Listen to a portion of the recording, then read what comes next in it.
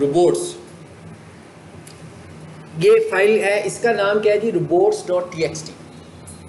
अभी तक हम जब फाइलें बना रहे थे हम हर फाइल के नाम को कह रहे थे जनाब about.html, index.html, हर फाइल का नाम ऐसे ही था ना। लेकिन इस फाइल का नाम स्पेसिफिक है और वो क्या नाम है, रोबोट्स। बेसिकली ये फाइल किसके लिए बनाई है, ये फाइल हमने बनाई रोबोट्स के लिए। रोबोट्स का मतलब क्या है, क्रॉलर। क्रॉलर के लिए फाइल हमने बनानी है।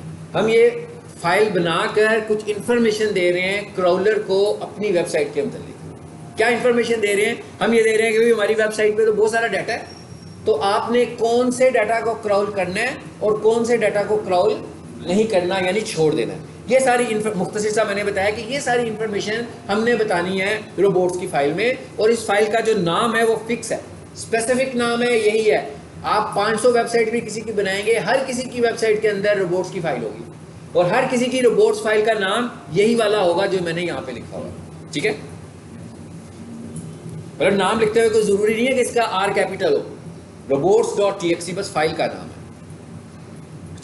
A robot text file is a text file that considered in the root directory of your website। ठीक है, sorry, resides in the root directory। ये कहाँ पर होती है, आपकी वेबसाइट की रूट डायरेक्टरी में। रूट डायरेक्टरी का क्या मतलब है, जहाँ पर आपकी इंडेक्स फाइल पड़ी हुई है वहीं पर इसमें भी होना है। जहाँ पर आपकी index.html फाइल है वहीं पर, जैसे मैंने आपको प्रीवियस क्लासेस में वेबसाइट अपलोड करनी सिखाई थी, तो आपकी मेन रूट के ऊपर वेबसाइट आ गई थी ना, और बहुत सारी HTML फाइलें भी आ गई थी जो चल रही थी। तो कहता है इसको भी वहीं पर रखना है आपने जहाँ पर आपकी मेन वेबसाइट पड़ी हुई है। अच्छा, अभी काम क्या कर रहा है, and give search engine crawlers instructions. और ये नहीं समझना कि ये सिर्फ गूगल के लिए है। देखिए, याहू का भी तो सर्च इंजन है, MSN का भी सर्च इंजन है, जितने भी सर्च इंजन हैं ये सबको इंस्ट्रक्शंस देता है। To which pages they can crawl and index, यही बताया मैंने आपको कि क्या इंस्ट्रक्शन देगा कि भाई कौन से पेजेस को क्रॉल करना है और कौन से पेजेस को क्रॉल नहीं करना। जी, robot.txt is a plain text files that follow the robot exclusion standards। क्या कहता है ये एक सिंपल टेक्स्ट फाइल है, ये कोडिंग नहीं है, इसमें कोई HTML का टैग नहीं लगाना आपने, बल्कि इसमें आपने कुछ रूल्स डिफाइन करने हैं। क्या रूल्स डिफाइन करने हैं कि भाई क्या उसने करना है और क्या नहीं करना, बस ये रूल्स हमने बनाने हैं। ठीक है, और इन रूल्स को ही वो क्या कह रहा है, robots exclusion standards. Exclusion standards का क्या मतलब है कि भाई इन चीज़ों को निकाल दो, इन चीज़ों को एक्सक्लूड कर दो, ये चीज़ें शामिल नहीं होनी चाहिए। A robot text file consists of one or more rules। ठीक है, इसमें रूल्स आएंगे, अभी हम देखते हैं रूल्स क्या होंगे। Each rule blocks or allows, कहता है आप जो रूल्स बनाओगे उस रूल में क्या हो सकता है, यहाँ तो मैं ये कहूँगा कि ये काम करो, या मैं ये कहूँगा कि ये काम ना करो, या मैं उसको अलाउ करूँगा, या मैं उसको डिसअलाउ करूँगा, या मैं उसको इंक्लूड करूँगा, या मैं उसको एक्सक्लूड करूँगा। ठीक है, for a given crawlers to specific file path in that website. इसका क्या मतलब है कि मैं उसे कहूँगा कि भाई ये मेरा एक फोल्डर पड़ा होगा वेबसाइट पे टेम्प के नाम से, तो ये जो है मेरा टेम्परेरी डाटा है, मैंने खुद ही रखा हुआ है, तो इसे तुम्हें क्रॉल करने की जरूरत नहीं है क्योंकि इसका तो रैंकिंग से कोई ताल्लुक ही नहीं है। या मैंने एक वेब अपनी वीडियो लगा दिया था, मैंने लेक्चर लिखा दिया भी, तो मैंने इसकी MP4 भी अपनी वेबसाइट में सेव कर लिया और उस फोल्डर का नाम मैंने रख दिया वीडियो, तो मैं कहता हूँ भाई इसको नहीं क्रॉल करना, ये तो मैंने वैसे ही रखी हुई है। वैसे भी हम जब क्रॉल करवाएंगे तो मोस्टली हम किस फाइल को क्रॉल करवाते हैं, इंडेक्स की फाइल को क्रॉल करवाते हैं, क्योंकि वही हमारा होम पेज है। ठीक है ना, वही हमारी लैंडिंग पेज है, तो हम उसको ज़्यादा करवाते हैं। अच्छा जी, रोबोट एक्सक्लूशन स्टैंडर्ड्स, ये मैंने आपको एक्सप्लेन कर दिया ना, रोबोट एक्सक्लूशन स्टैंडर्ड्स क्या होते हैं। Also known as robot exclusion protocol और सिंपली रोबोट टेक्स्ट फाइल। कह रहे हैं ये जो रोबोट एक्सक्लूशन स्टैंडर्ड है इसको रोबोट एक्सक्लूशन प्रोटोकॉल्स भी बोलते हैं। प्रोटोकॉल का क्या मतलब होता है, कोई काम करने का तरीकाकार क्या है। ठीक है, यहाँ रोबोट्स की फाइल भी कहते हैं हम इसको। Is a standard use by websites to communicate with web crawlers and other web reports. क्या कहता है, ये वाली फाइल जो होती है ये कम्युनिकेट करती है क्राउलर्स के साथ, उसको इन्फॉर्मेशन देती है। अब थ्योरी को रोकते हैं थोड़ी देर के लिए और एक काम करते हैं कि मुख्तलिफ वेबसाइट्स के ज़रा क्राउलर्स देख लेते हैं।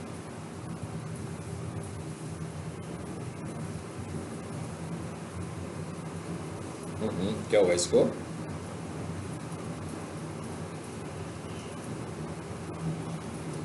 कभी आ जाता है। अच्छा, इधर आ जाते हैं। मिसाल के तौर पर मैंने एक वेबसाइट देख रहा हूँ, ये चलिए यार, ये वेबसाइट तो हम लोगों ने बनाई थी, शायद आपको पढ़ाते हुए मैंने बनाई थी। चेक करें जरा, एंटर लिख के इस पर कुछ खुलता है, खुल गई वेबसाइट एक। अच्छा, इसको मैंने शायद रिमूव नहीं किया हुआ अभी। पहले चेक करते हैं कि क्या इसकी रिपोर्ट फाइल है, क्योंकि इसकी तो रिपोर्ट फाइल शायद मैंने अभी बनाई नहीं होगी। ठीक है, कि जैसे मैंने आपको सिखाया था ना, आपकी क्लास में शायद मैंने रिमूव कर दिया था, जो दूसरी क्लास से मैंने रिमूव नहीं किया, लोअर मार वाली क्लास से। इधर आए, हम चेक करने का तरीका बता रहा हूँ। क्या तरीका है, क्या चेक करने लगा हूँ, क्या इसकी रोबोट फाइल है। लाजमी बात है, रोबोट फाइल तभी होगी जब आप बनाओगे, अगर आपने बनाई नहीं हुई तो नहीं होगी, ऑटोमेटिकली तो बनेगी नहीं वो। तो मैंने लिखा स्लैश और आगे लिख दिया बिल्कुल। क्राउलर से बात नहीं करेंगे तो वेबसाइट हमारी रैंक कैसे करेगी। अगर हम ये कहेंगे, मिसाल के तौर पर क्राउलर को हम ये नहीं कहेंगे कि ये मेरी वेबसाइट है, इसके अंदर इतने सारे फोल्डर्स पड़े हुए हैं और इतनी सारी फाइलें पड़ी हुई हैं, तो क्राउलर क्या करेगा। अगर हम उसको बताएंगे नहीं कि क्राउल क्या होना है, तो क्राउलर क्या करेगा, सबको ही क्राउल करना शुरू हो जाएगा। और देखें, हम कहेंगे सबको क्राउल कर रहा है तो चलो कोई मसला नहीं है, बीच में हमारी चीज़ भी आ जाएगी। लेकिन क्राउलर जो होता है, तो उसने जब क्राउल करने के लिए आता है, बेसिकली तो एक सॉफ्टवेयर है, वो जब क्राउल करने के लिए आता है तो उसके पास एक स्पेसिफिक टाइम होता है क्राउलिंग का, कि उस क्राउल टाइम में, ऐसे तो ये ना किसी एक वेबसाइट के लिए उसने सारा टाइम डेडिकेट किया हुआ है, उस स्पेसिफिक कितना टाइम होता है नोबडी नोज, मतलब हम नहीं जानते कि कितना टाइम है। हम ये नहीं बता सकते कि हम किसी क्राउलर ने, जब मेरी वेबसाइट लाइव हो जाएगी तो मेरी वेबसाइट पर जो क्राउलर सॉफ्टवेयर आएगा कितनी देर के लिए आएगा, बिल्कुल नहीं जानते हम ये कि वो कितनी देर के लिए आएगा, लेकिन उसका एक स्पेसिफिक टाइम होता है। अब अगर उस टाइम में वो उस फाइल तक ना पहुंच सका जिसको मैं क्राउल करवाना चाहता हूं, जिसका मतलब क्या हुआ, मैंने तो इग्नोर कर दिया ना क्राउलर को। ठीक है, इसको हम बोलते हैं क्राउल बजट। क्राउलर जो आपकी वेबसाइट पर आता है एक खास टाइम लेकर, इज कॉल्ड क्राउल बजट। यानी क्राउल बजट क्या है कि क्राउलर ने जब किसी वेबसाइट को क्राउल करना है तो कुछ देर के लिए उसने आना है, वो जो टाइम है वो क्या कहलाता है, वो क्राउल बजट कहलाता है। ठीक है, तो इसका मतलब क्या हुआ कि हमें बहुत ज़्यादा डिफाइन करना चाहिए कि भाई हमारी वेबसाइट पर ये चीज़ें हैं जो क्राउलेबल है। अब हम देखते हैं कि क्या इसकी रोबोट फाइल है, जी बताइए जरा, क्या नहीं बनी हुई इसकी रोबोट फाइल नहीं। चलिए अब हम एक काम करते हैं, इस हाँ का ही खोलते हैं, देखते हैं इसकी मैंने रोबोट फाइल बनाई हुई है कि नहीं बनाई हुई। नो, इसकी भी नहीं बनी हुई। और नंबर क्या आ रहा है, एरर क्या आ रहा है, 404, इसलिए कि इस वेबसाइट की एसक्यू नहीं हुई हुई। ठीक है, ये सब वेबसाइट बनी हुई है। अच्छा, ये क्या लिखा हुआ है 404, ये भी हमारा एक टॉपिक होगा, याद रखिएगा। ये आपको पता तो लग गया 404 क्यों आया, लॉजिकली तो समझ आ गया होगा क्यों आ रहा है ये एरर। गुड, कॉमन सेंस क्यों आया। मैंने लिखा robot.txt, लिखा खुलने की बजाय एरर आ गया, क्यों आया, कॉमन सेंस। नहीं पड़ी हुई फाइल ही नहीं है भाई, फाइल ही नहीं है तो एरर आ गया। यानी 404 का एरर कब आएगा, जब उसको फाइल नहीं मिलेगी। जब उसको फाइल नहीं मिलेगी तो 404 का एरर जनरेट हो जाएगा। बिल्कुल ऐसे ही है जैसे मैं आपसे कहूँ भाई आप कल शाम को मेरी तरफ आ जाइएगा और आपको एड्रेस दे दूँ और आपको जंगलात में पहुँचा दूँ, हाँ गलत होगी ना बात, गलत होगी। इसका मतलब क्या हुआ कि इस तरह के एरर्स एसईओ के लिए भी ठीक नहीं है। तो जब हम एसईओ ऑडिट करेंगे तो हमें ये भी चेक करना है कि कहीं 404 एरर तो नहीं आ रहे। अब ये 404 एरर क्यों आएंगे, पहला मसला कि भाई फाइल ही नहीं है। दूसरा एक और मसला भी हो सकता है, क्या हो सकता है कि किसी ने फाइल का नाम चेंज कर दिया हो। ठीक है ना, अगर फाइल का नाम चेंज हो गया तो भी नहीं आएगा क्योंकि उसका नाम ही है नहीं है। तो ये हम 404 जब पढ़ाऊंगा ना, मैं उसमें डिटेल के साथ आपको ये बताऊंगा। चलिए जब दूसरी फाइल पे आ जाते हैं, वेबसाइट पे आ जाते हैं। अब इसका मैं देखने लगूं क्या इसकी रोबोट फाइल है। अब मैं किस वेबसाइट पर आ गया हूं, डीसी किचन पे आ गया हूं। ठीक है, मैंने लिखा dckitchen.org robot.txt। ये मैं आपको क्या बता रहा हूं, रोबोट फाइल चेक करवा रहा हूं। सिर्फ अभी मैं बना नहीं रहे, हम सिर्फ चेक कर रहे हैं कि क्या इनकी रोबोट फाइल बनी हुई है कि नहीं बनी हुई है। बनी हुई है, ये देखिए 3-4 लाइनें हैं। आम वेबसाइट में रोबोट फाइल इतनी सिंपल सी बन जाती है। ठीक, अच्छा एक वेबसाइट है जो मैं आपको अक्सर दिखाता हूँ, प्रोफेशनल किचन वाली है ना, उसकी चेक करें जरा, उसकी रोबोट फाइल बनी है कि नहीं है, क्योंकि उसकी तो हमने एसईओ की हुई है। क्या करेंगे, एंड पे जाकर स्लैश लगाएंगे और फाइल का क्या नाम है,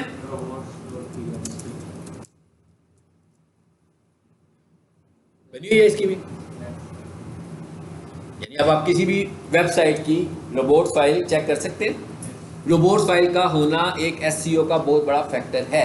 हमें बनानी है रोबोट्स फाइल, क्योंकि हम जितनी ज़्यादा गूगल के लिए आसानी पैदा करेंगे उतना ही ज़्यादा हमारी वेबसाइट के रैंक होने के चांसेस बढ़ जाएंगे। ठीक है, अब जरा हम एक रोबोट फाइल को समझ लेते हैं कि लिखा क्या हुआ है इसमें। हाँ, ये तो हमें पता लग गया। अब घर बैठ के बेशक बीसीओ वेबसाइट चेक करें आप कि भाई उसकी रोबोट फाइल है कि नहीं है, क्योंकि नाम तो सेम है, सिर्फ वेबसाइट का नाम चेंज होगा, रोबोट फाइल का नाम एक ही होगा।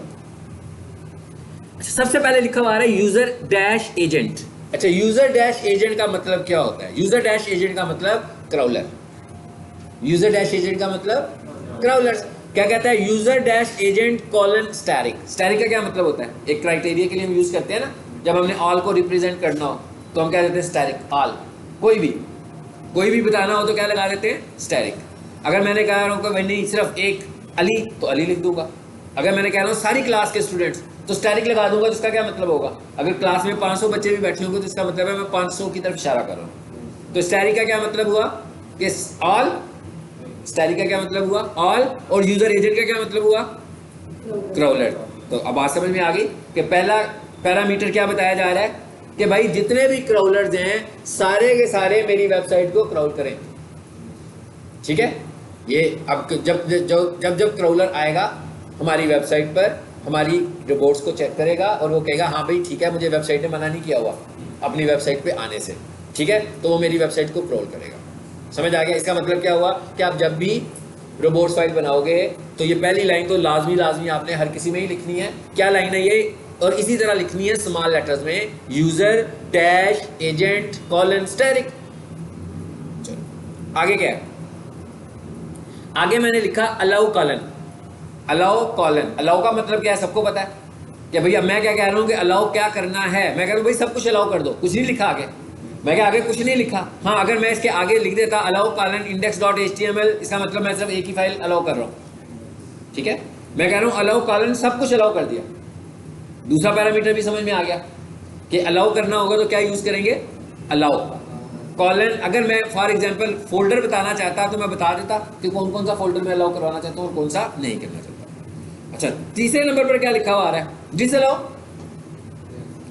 डिसअलाउ में क्या होता है? आपको मैंने जब वेबसाइट हमने अपलोड की थी तो आपको ये फोल्डर दिखाया था मैंने, CGI बिन का एक फोल्डर बना हुआ था। ये वेबसाइट का, ये होस्टिंग का सिस्टम फोल्डर होता है। इसके अंदर हम कुछ नहीं रखते, ये फोल्डर होस्टिंग खुद क्रिएट करती है। इसका मतलब क्या हुआ कि इस फोल्डर का हमारी वेबसाइट की SEO के साथ कोई ताल्लुक नहीं है।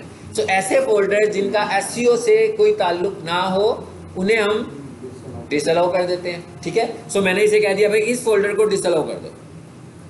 अब फॉर एग्जाम्पल एक और फोल्डर है जिसे मैं डिसअलाउ करना चाहता हूँ। ठीक है, वो कौन सा फोल्डर है? वीडियोस के नाम से एक फोल्डर बना हुआ है, तो मैं उसका भी जिक्र कर दूंगा यहाँ पे। ये भी हो सकता है कि मेरा एक फोल्डर है टेम्प का, उसके अंदर 5 फाइलें पड़ी हुई हैं, लेकिन उनमें से मैं सिर्फ एक फाइल को डिसअलाउ करना चाहता हूँ। तो मैं कैसे लिखूंगा?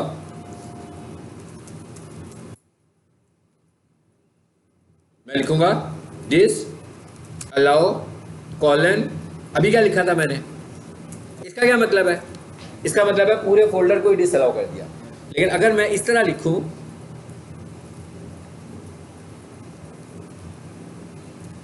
इसका क्या मतलब हुआ? सिर्फ एक MP4 की फाइल को मैं डिसअलाउ कर रहा हूं। मेरी बात समझ में आ गई आपको? यानी अगर हमें कुछ इस तरह करना हो, आखिर में क्या लिखा हुआ हमने?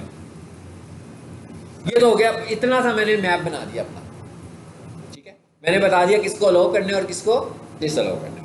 अब मैं क्या करूंगा? मैं अपनी वेबसाइट में इररेलेवेंट फोल्डर्स नहीं रखा करूंगा। अगर मैं वहां पर इररेलेवेंट फोल्डर्स भी अपलोड करूंगा जिनका मेरी वेबसाइट से कुछ लेना देना ही नहीं है, तो क्राउलर जो आएगा उनको भी देखना शुरू हो जाएगा। अगर मैं रखूं तो फिर मुझे उन्हें डिसअलाउ कराना पड़ेगा। ठीक है, अच्छा अब आखिर में क्या लिखा हुआ है? एक आखिरी लाइन है जो स्टैंडर्ड है, हर किसी में स्टैंडर्ड होगी। आखिरी लाइन में साइट मैप ही लिखा होगा। साइट मैप क्या होता है?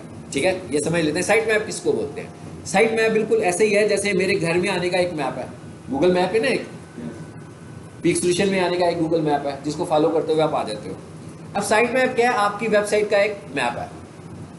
आप इसको और आसान अल्फाज में समझ लो तो आप हमारी वेबसाइट का एक स्ट्रक्चर है। स्ट्रक्चर क्या है? अभी उस पर एक होम पेज बना हुआ है। ठीक है, होम पेज के ऊपर कुछ 5 मेन्यूज बने हुए हैं, उन मेन्यूज में कोई एक सब मेन्यू बना हुआ है, उस मेन्यू के अंदर हमने क्या लिखा हुआ है? पूरी वेबसाइट का एक स्ट्रक्चर है। तो अगर आप चाहते हैं कि गूगल के लिए और आसानी पैदा हो जाए तो हम अपनी वेबसाइट का साइट मैप बनाते हैं और गूगल को सबमिट कर देते हैं। अभी हम देखेंगे ये कैसे बनना है और कैसे सबमिट होना है। सिर्फ हम इसमें क्या कह रहे हैं, इसमें हम उसको ये बता रहे हैं कि भाई हाँ हमने अपनी वेबसाइट का साइट मैप बनाया हुआ है और सबमिट भी किया हुआ है, ये उसका पार्ट है। समझ आ गई बात की? अभी अगले लेक्चर में हम देखेंगे कि साइट मैप कैसे बनेगा। जब बन जाएगा तो यहाँ पे लाकर उसको एज इट इज पेस्ट कर देंगे। कैसे पेस्ट करेंगे देखें।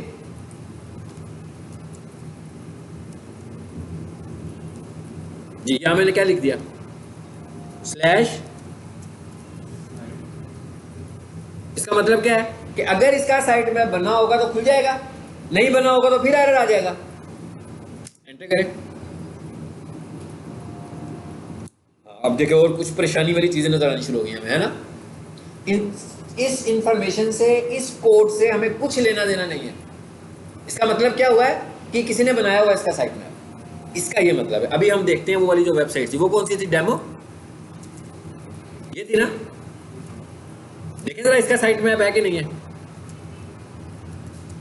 इसका मतलब क्या हुआ, इसका नाम भी फिक्स है। ये दो फाइलें जो मैं आज पढ़ा रहा हूं लेक्चर में, इन दोनों के नाम स्पेसिफिक है। वेबसाइट जो मर्जी हो, रोबोट्स की फाइल का नाम robots.txt होगा। वेबसाइट जो सी मर्जी हो, साइट मैप का नाम sitemap.xml ही होगा। ठीक है, अब हम लिख रहे हैं sitemap.xml। क्या मतलब, इसका मतलब है कि साइट मैप इसका भी नहीं बना हुआ। ये दो चीजें भी एसईओ के फैक्टर्स के तौर पर हमें लाजमी शुरू में क्रिएट कर लेंगे। अगर मेरे पास कोई वेबसाइट आए और उनकी ये चीजें ना बनी हो तो मैं सबसे पहले ये बनाता हूँ। क्या बनाता हूँ, रोबोट्स की फाइल और साइट मैप की फाइल। ठीक है, अभी हम देखेंगे ये बननी कैसे है। मैं नहीं सिखा रहा ये कैसे बननी है। फिर मैंने क्या किया, ये बन गया जी साइट मैप। किधर था साइट मैप, ये मैंने इसको किया यहां से कॉपी, राइट क्लिक और क्या किया, यहां आकर देखें क्या है, पूरे का पूरा पाथ आ रहा है। सेम मैं क्या करूंगा, वो नोटपैड में जाता हूं। सपोज मैंने इसका साइट मैप भी लिखना है।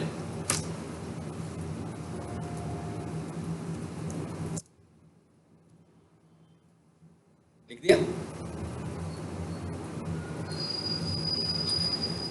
हर robots.txt फाइल के एंड पर ही आएगा। लेकिन इसका मतलब क्या हुआ, इससे पहले आपने क्या करना है, साइट मैप बनाना है। अभी हम बाद में सीखेंगे कि साइट मैप बनेगा कैसे। जैसे ही रोबोट्स का लेक्चर खत्म होगा आज के लेक्चर में या नेक्स्ट लेक्चर में हम इस चीज को सीखेंगे। आ जाए, अब स्लाइड पे आ जाए। मैंने सारी चीजें एक्सप्लेन कर दी हैं। अब यहाँ से देखते हैं। अब यहाँ पर वो जो चीजें मैंने बताई हैं उन सबकी थ्योरी यहाँ पर आ रही है। ठीक है, जो जो चीजें मैंने आपको बताई हैं।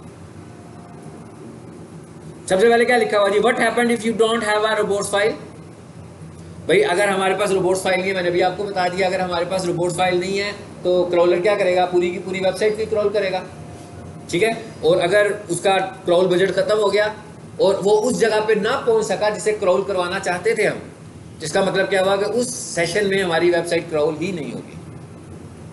ठीक है, क्या लिखा हुआ, search engine crawlers assume that all publicly available pages of the particular website can be crawled and added to their index। कहता है इसका मतलब यह है कि वो सारी वेबसाइटों को ये आप क्रॉल करवाना चाह रहे हैं। ठीक है, What happens if I accidentally block search engines from accessing my website। कहता है आपसे गलती से डिसअलाउ हो गया इंडेक्स की फाइल, तो क्या होगा, सिंपल बात है, नहीं होगी क्रॉल। ठीक है, ये हमें खुद से मैनुअली चेक करना है। Do you need a robot text file, इसका जवाब आप दे दें, दे सकते हैं ना जवाब आप कि क्या हमें रोबोट्स फाइल लाजमी बनानी चाहिए। जी ठीक हो गया। वाई यूज रोबोट्स फाइल, ये सारी चीजें आ रही हैं। To block search engine from accessing specific pages directories of your website. इसलिए हम बनाते हैं रोबोट्स फाइल के, हम बता देते हैं कि भाई ब्लॉक करना चाह रहे हैं इन चीजों को। ठीक है,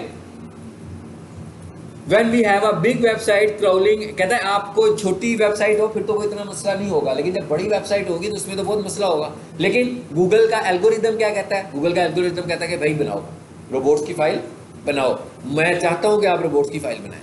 अब गूगल एल्गोरिदम का मतलब यह है कि अगर हम उसके एल्गोरिदम को फॉलो कर रहे हैं, गूगल एल्गोरिदम का मतलब है जैसे पीक सॉल्यूशन का स्टैंडर्ड है या पीक सॉल्यूशन का जो डिसिप्लिन है स्टूडेंट्स के लिए, आप उसे फॉलो करें, आप पीक सॉल्यूशन की गुड बुक्स में हैं। अगर आप गूगल एल्गोरिदम फॉलो कर रहे हैं, आप अपनी वेबसाइट को रैंक करवा रहे हैं। अगर नहीं कर रहे तो आप रैंक नहीं करवा रहे। ठीक है, आगे नीचे और क्या लिखा हुआ है।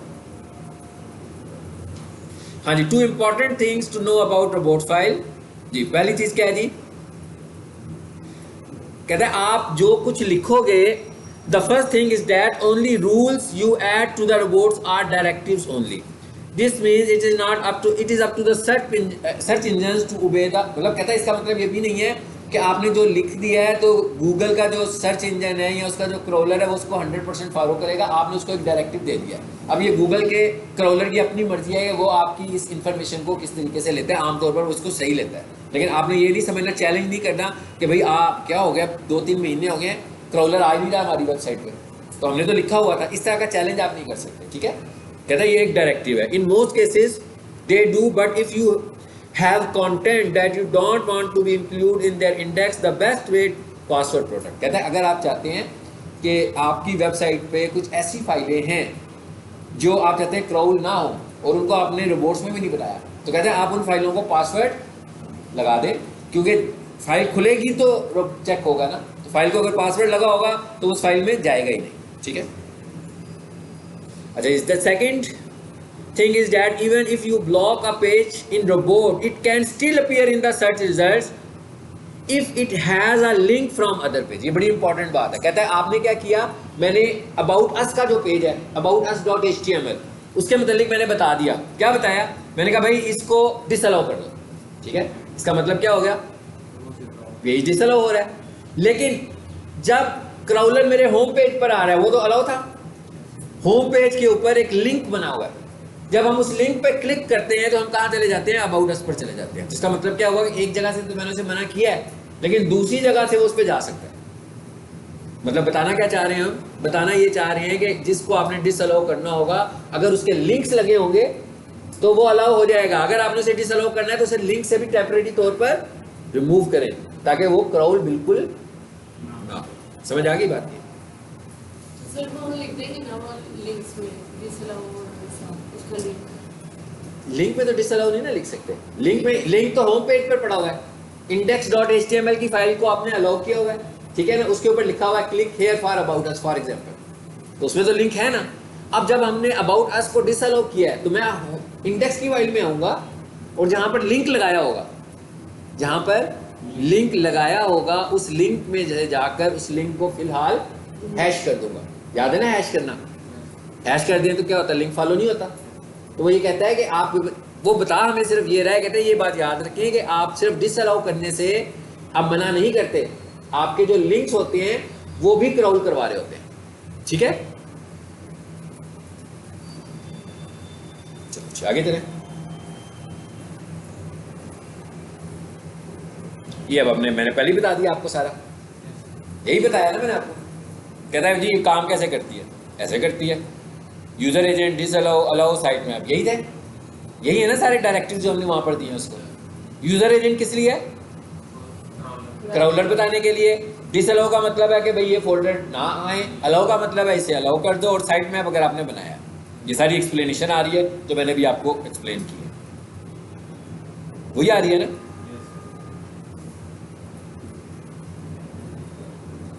चलें काम कर लेते हैं, जल्दी से हो जाएगा ताकि ये टॉपिक खत्म हो जाएगा हमारा साथ ही ना। साइट मैप कैसे बनते हैं, ये रोबोट्स की एक डेफिनेशन लिखी हुई है, ये लिखा हुआ है व्हाट इज क्राउल बजट। ठीक है, जो मैं एक्सप्लेन, बाकी की सारी वही चीज़ें आ गई हैं जो मैंने आपको एक्सप्लेन की थी। कहता है इनको भी चेक कर लीजिएगा, ये फेसबुक का रोबोट चेक कर लो। ठीक है, ये नीचे क्या लिखा हुआ आ रहा है, नीचे लिखा हुआ आ रहा है कि भाई ये आपके पास अगर वर्डप्रेस की वेबसाइट होगी तो उसकी जो आप ये सेटिंग करोगे, रोबोट्स की सेटिंग करोगे, ठीक है, उसका जो रोबोट्स बनेगा वो कहाँ बनेगा, एसईओ के प्लगइन में जाएंगे और यहाँ पर फाइल एडिटर में जाएंगे और ये आपके सामने आ जाएगा। यहाँ पर फिजिकल फाइल नहीं बनती रोबोट्स की, यहाँ पर वर्चुअल फाइल बनेगी, क्योंकि हमने एसईओ का प्लगइन यूज़ किया हुआ है। तो आपने सिर्फ यहाँ पर आकर अगर कोई सेटिंग करनी होगी तो यहाँ पर आकर सेटिंग कर सकते हैं। वैसे क्या होगा, आपको बनाने की ज़रूरत नहीं है, अगर आप एसईओ का प्लगइन यूज़ कर रहे हैं तो ऑटोमेटिकली आपकी रोबोट्स फाइल बन जाएगी। लेकिन अगर आपको कुछ फोल्डर्स को डिसअलाउ करवाना हो तो फिर यहाँ आकर आप अपनी मर्जी से डिसअलाउ करवा सकते हैं। अदरवाइज अगर नहीं करवाना, कि जो स्टैंडर्ड है उसी के साथ चलना है, तो इसको हमें छेड़ने की भी ज़रूरत नहीं है। ठीक है,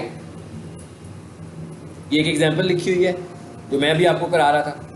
क्या एग्जांपल है, यूजर एजेंट कौन सा है जी? Google boat. इसका क्या मतलब है? बाकी नहीं बता रहे हम, सिर्फ गूगल बोट का बता रहे हैं।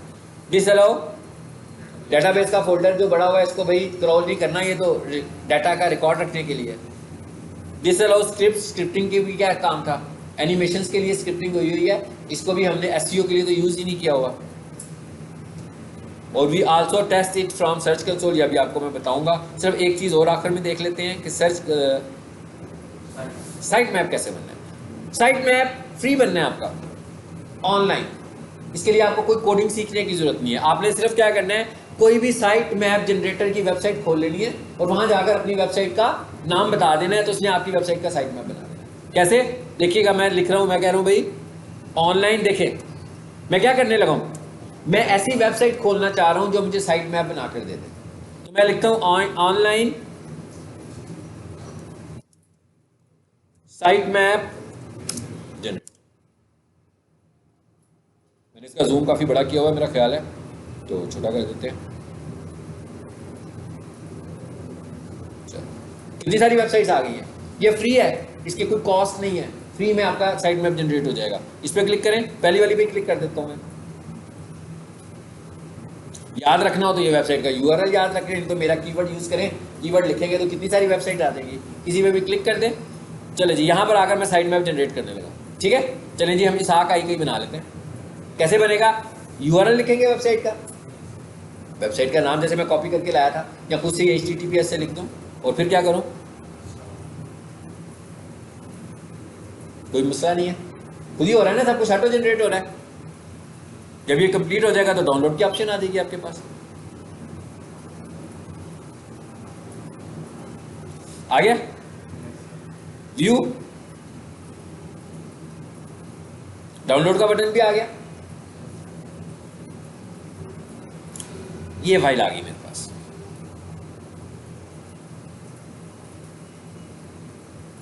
आ गई है। क्या करना है इस फाइल को, रोबोट्स की फाइल को भी हमें अपलोड करना है जहां पर हमारी वेबसाइट पड़ी हुई है, और इस फाइल को भी हमें अपलोड करना है जहां पर हमारी वेबसाइट पड़ी हुई है। जब आपकी ये फाइलें उस जगह पर चली जाएंगी, ठीक है, तो उसके बाद जब आप इसको वेरीफाई करोगे तो ये वहां पर मौजूद होगा, और फिर आप क्या करोगे, फिर आप ये वाली लाइन रोबोट्स में ऐड कर दोगे। कौन सी लाइन? ये वाली लाइन। बात समझ में आई है क्या कहा है? मैंने कहा कि आपने रोबोट्स की फाइल बना ली, वो तो सिंपल टेक्स्ट फाइल बनानी है, हमने सेव कर ली अपने पास फिलहाल ऑफलाइन।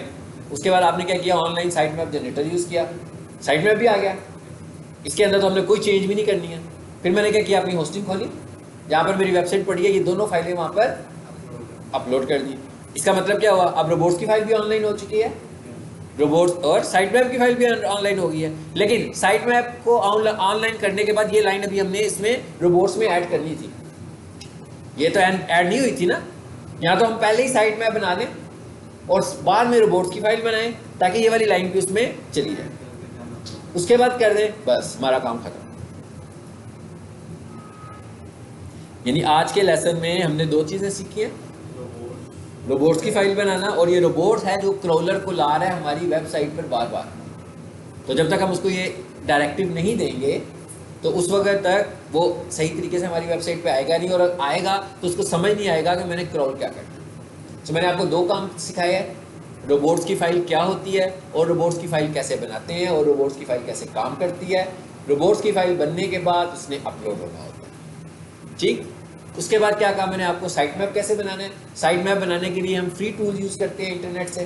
तो आपने गूगल पे जाकर सर्च टर्म लिखनी है, ऑनलाइन साइट मैप जनरेटर्स, तो जो भी पहला दूसरा तीसरा जिस पे भी आप क्लिक करोगे खोल लें उसको, और वहाँ पर जाकर अपनी वेबसाइट का नाम लिखें और जनरेट कर दें। उसके बाद एक फाइल आ जाएगी, उसे डाउनलोड करें और उसको अपने होस्टिंग में अपलोड करें। समझ आ गई बात की? ये दो चीज़ें हमने की हैं, और ये दोनों काम जो हैं हमें असिस्ट करते हैं ऑन साइट एसईओ में, but these are the parts of technical SEO. Robots की फाइल टेक्निकल एसईओ का हिस्सा है, लेकिन इसकी वजह से ऑन साइट एसईओ इंप्रूव होती है। साइट मैप टेक्निकल एसईओ का पार्ट है, लेकिन इसकी वजह से हमारी ऑन साइट एसईओ इंप्रूव होती है। समझ आ गई बात की? ऑन, क्योंकि आपने देखा है कि ये ऐसा कोई काम मैंने नहीं किया कि जिसमें मैंने कोडिंग खोली हो, नहीं की ना, तो ये ऑन साइट में तो नहीं आ रहा ना ये, क्योंकि वेबसाइट के अंदर जाके कुछ लिखूंगा तो ऑन साइट में आएगा। लेकिन इसकी वजह से मेरी ऑन साइट एसईओ इंप्रूव हो रही है। सो ये कौन सी एसईओ है? रोबोट्स और साइट मैप कौन सी एसईओ में आता है? टेक्निकल एसईओ में आता है। ठीक है।